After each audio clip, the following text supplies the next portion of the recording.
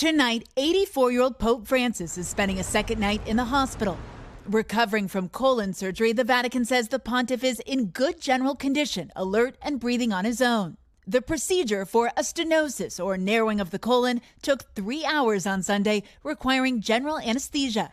Just hours before going into the hospital, the Pope held his usual Sunday blessing, not mentioning the operation. Why didn't he mention it? As much as Pope Francis is very upfront and says exactly what's on his mind, when it comes to his personal life, he's rather private. So he had other matters that he wanted to speak about, other appeals in the world, an upcoming trip.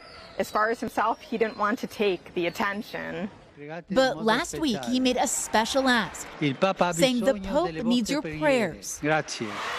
But the surgery marks a rare health issue for the pontiff, who keeps a rigorous schedule, already planning his next foreign trip in September.